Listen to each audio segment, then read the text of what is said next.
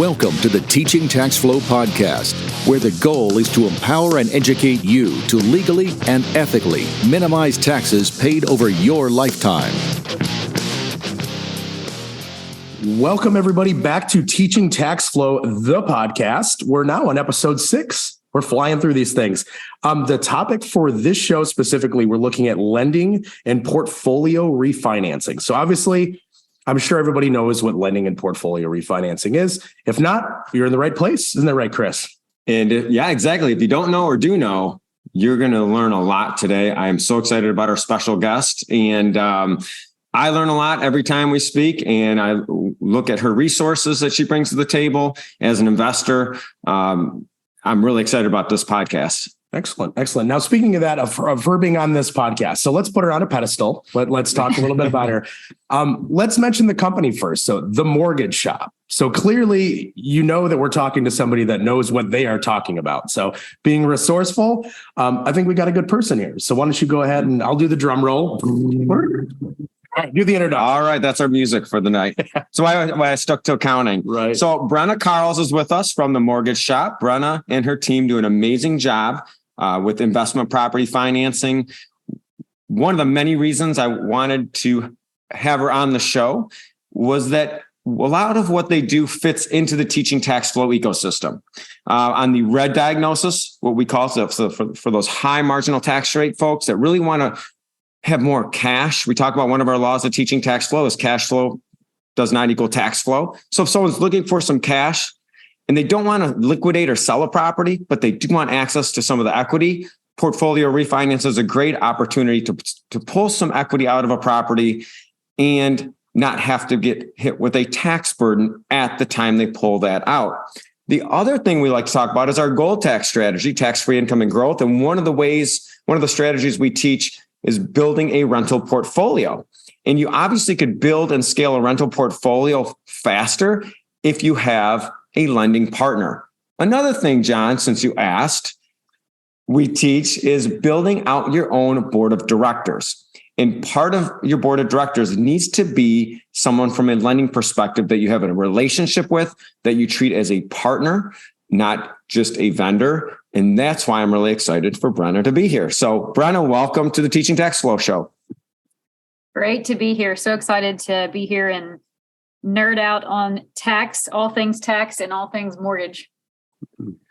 Well, they really go hand in hand. And, I would say until we started really working with a lot of the people that know what they're doing in the lending industry, the tax community, the CPAs, and the lenders always see. I used to make a joke that World War III is going to be the underwriters and the tax preparers, because our job is to legally and ethically reduce the taxes you pay in your lifetime. We teach that, but we also teach about the difference between lendability or taxability and lendability or bankability. So, speaking about that, I want to dive in, Brenna. I know that the Mortgage Shop has a lot of different programs. Can you give us a 30,000-foot view for our listeners? Because a lot of the listeners have a primary residence and they're starting to think about investment property, or they're just getting started on their journey.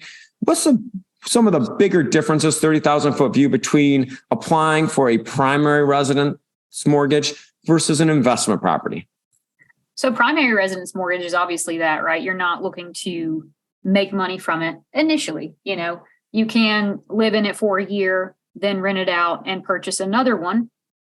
But the primary difference is investment. You're literally doing it to invest, to make money, whether it be short-term rental income, long-term rental income, if you want tenants in there with a lease agreement and things of that nature. And obviously file that rental income on your Schedule E to create a little bit of a side income for you, starting to get that saved up in your checking account for that property, to build your portfolio, basically to buy more properties and use that cash that you're getting from these properties as your leverage.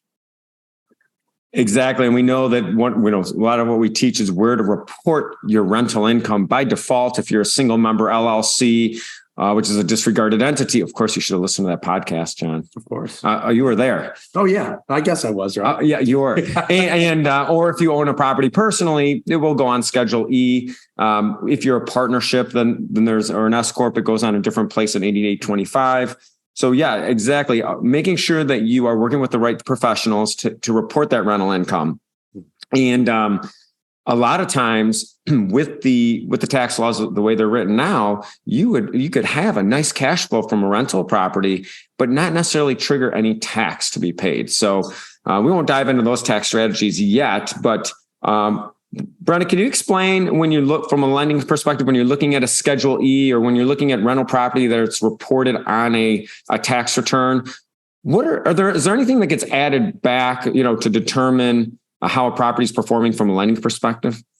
Yeah, so we look at things like mortgage interest, amortization, depreciation, take that all into account, look at what your rental income is for the year. We also look, the days that it shows fair rental days. A lot of people don't really know what that is. And so we always look to see how long it was rented. If it's less than 365 days, I go in and I say, I look at their credit report and be like, okay, they just purchased this. That's why it shows less than 365 or 366 if it's a leap year. And then if not, I say, okay, did you have many major repairs? Because that way we can annualize the income if we have one or the other proof of that. If they just sat down and didn't feel like renting it out and that was the only reason, we couldn't annualize that income. And so it would show a lot less, and it would probably actually show a loss because we then have to deduct that monthly mortgage payment to get that net rental income. And that's a great point. I would like the listeners to take a peek at your tax returns, something that I know our private practice looks at, and a lot of the CPAs that I know in the real estate space, you have to be careful. There's some questions on that Schedule E that says days rented, the property, days personal use. And they seem like really innocent questions, but they could be a big factor when you're looking at that bankability. So that's something to consider when you're having your tax returns prepared. And Chris, to your point too, something that I don't want to forget about. I know earlier on, you talked about partnering with a good lending partner. And Brenna, as far as for the mortgage shop goes, what states do y'all operate in? Any specific? Or I know y'all are in Tennessee. Do you focus mainly on Tennessee? Yeah, so let me go down the list. So we can do. We got time. If you got time, we're good. We can do the DSCR, debt service coverage ratio, in most states because that's non-QM or non-conform qualified mortgage. But for conforming, if you wanted to take advantage of that, 10% down second home or 15% down investment property, we are Tennessee, Florida, Georgia, Alabama, Texas, Oklahoma, Ohio, Wisconsin, Montana, and Nevada. Cool. Wait, and not Nevada. That one's the one that's really complicated. We are in North Carolina. I don't know why I said Nevada. Hey, maybe we're all just thinking about going to Vegas or something. Yeah, I don't know. It sounds good, but this seems very nice and warm climate-wise. Yeah, it's a really complicated state to get licensed in, so that's been on my mind for a while. Well, and you mentioned that term DSCR versus a conventional or conforming loan. Can you expand on what that acronym means and for our listeners? Yeah, so a conforming loan is what's known as a full doc loan, which means we go off of your income, your assets, and your debt that shows up on your credit report. That's conforming. And then a non-QM or a non-qualified mortgage just means that we don't go off of that stuff. And there's not all of that truth in lending things that we have to follow that Fannie Mae and the Fed have put in place. And a DSCR loan stands for debt service coverage ratio loan. It does not go off your personal debt or personal income. It goes off the property you're purchasing's proposed monthly rental income and the proposed monthly mortgage payment. Usually you want to see a 1-to-1 ratio, which means if your mortgage payment's $3,000, then that rental income needs to be $3,000 or more. Now, the cool thing about that is, like, if you do have let's say you went from self-employed to W-2, obviously we have to have a 2-year history of either. So DSCR is good for that. And it doesn't go off your debt to income. So if you're trying to expand your portfolio as quickly as possible, that's a loan option for you. And that's a great point. I've been a part of both types of loans. On the DSCR, what's typically your range of down payment? Obviously, it's going to depend on market and a lot of factors, but just to give the listeners an idea, especially those that are really focusing on buying that first investment property, especially a short-term rental property. Yeah, for DSCR, its general rule of thumb across the board is 20%. So it's same so for conforming, let's say you wanted to do it off of your debt to income ratio. You can do 15% down up to what we are honoring as the 2023 conforming loan limit, which means not jumbo, is $715,000. So that's a loan amount. Of course, the purchase price will be higher. Then anything over that's considered jumbo and it's 20% down. So if you're doing a jumbo conforming, then it's 20% down. If you're doing DSCR, it's still 20% down. So either way, you can use that as your leverage. You can also close a DSCR loan directly into your LLC.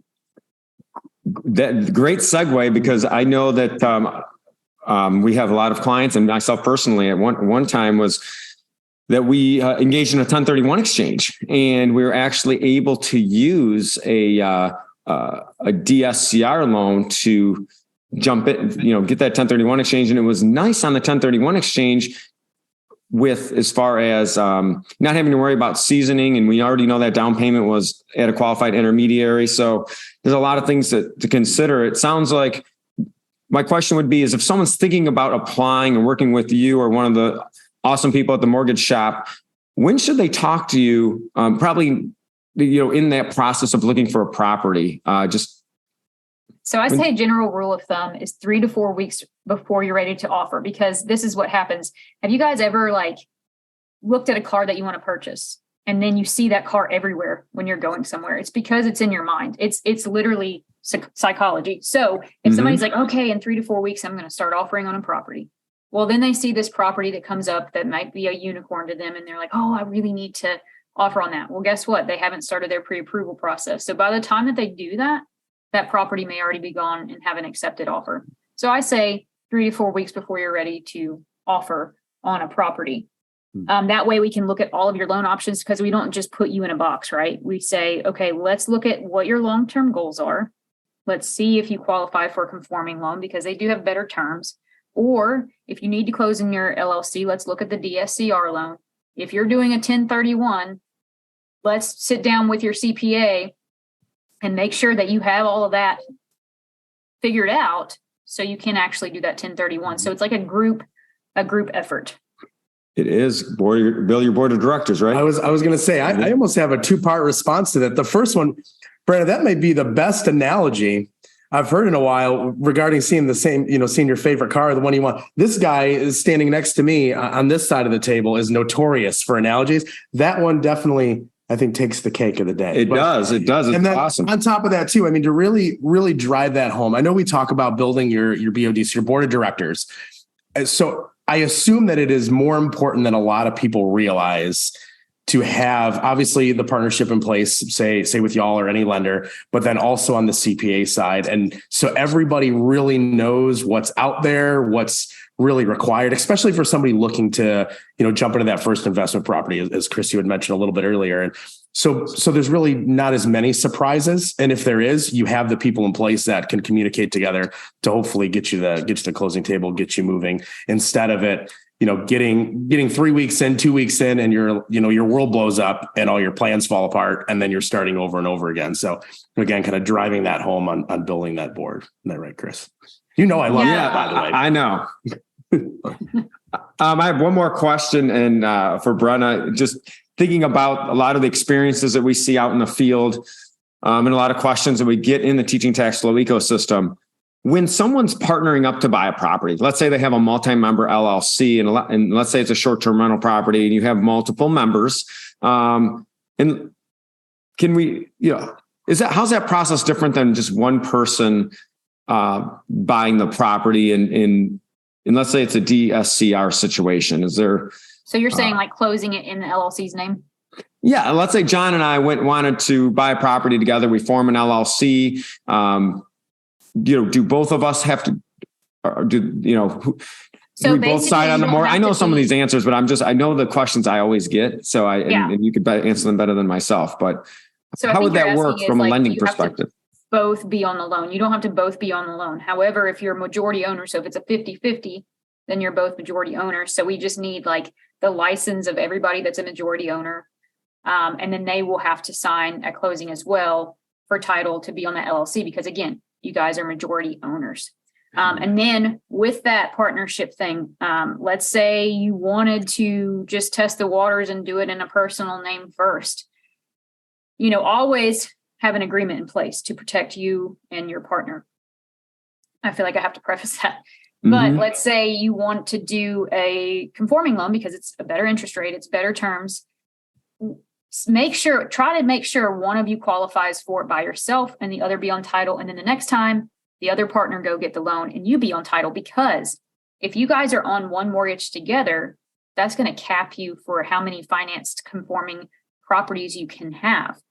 And then if you two go your separate ways, that debt is going to 100% count against each of you on your next transaction. Right. Because let's say, unfortunately, if your partner passes away, that debt's yours. Like, you're not getting out of it. So the lenders have to count that 100% against you. So that's when we say, well, what's your long-term goals? Do you want to close it right in an LLC? Are you planning on just quick claiming it to an LLC? What are you wanting to do?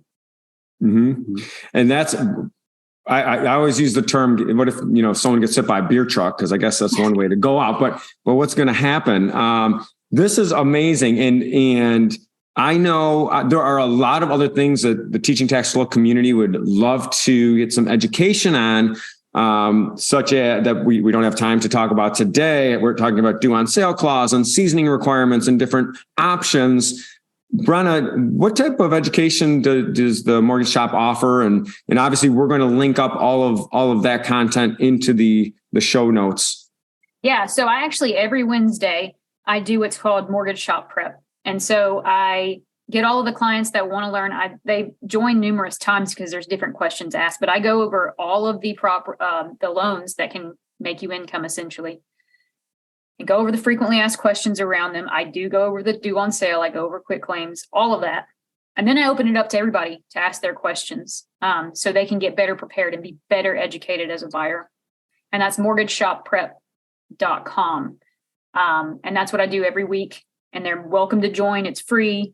It's just laid back Zoom meeting, so they're just continuously learning and growing as an investor. That's why we really wanted you on the show. The Mortgage Shop does a great job of educating, of consulting. The business will come if you educate and consult and with people, because then they're going to feel empowered to make decisions and feel confident with that team. So we'll definitely, if you're listening to this podcast, I would encourage you to jump into one of Brenna's Wednesday sessions. Just educate yourself. This is something that not everyone has access to. But now you do. The whole line of you don't know what you don't know. Right. It's perfect. So, awesome, Brenna. Well, thank you again for joining us as well. All the listeners on here, obviously, we will put in obviously the link to this podcast across our social platforms, as well as Brenna we'll drop the link to y'all's website in our show notes as well. Anything else that you'd want to share about the Mortgage Shop with anybody on here? I mean, besides that, you guys are fantastic. We already know that. You don't have to go into that one, but we are also investors, so we know what it's like to go through. So I've actually hired and onboarded and trained some of my previous clients that started out as investors, and they know what cash flow is. They know what cash on cash return is, rate of whatever you put into it. You have to have somebody that knows that, because I can teach somebody guidelines. You can't teach people how to know about an investment property if they don't even own one. So we are seasoned investors. We know how exciting it is to get under contracts, and therefore we try to make every deal close for you guys in a great small amount of time. Excellent. Yeah, you've got to eat your own cooking. John, I loved that phrase, and that's why I love what the Mortgage Shop's doing. Thank you so much, and we are so excited to be part of the same ecosystem with you. Absolutely. Awesome. Thanks for having me, guys. Absolutely. Well, thank you for joining us, Chris. Thank you as always for dealing with me, standing next to you, nudging you on the show. My pleasure. And as we keep moving forward, obviously we'll have some guests on with us. I know, Chris, we have some fantastic topics that me and you are going to be chatting through. Just a little bit about the content that is part of teaching tax flow, as well as, as we kind of truck into the new year already. It's going to be 2023 before we know it. So. Yep. Let's hit the ground running, get prepared, make sure that you plan for your acquisitions before you start making offers, 3 to 4 weeks before you start seeing that car on the road. Excellent. That's a great mic drop. We're out of here. Take care. Thank you, everybody. And we will see you next week. Bye.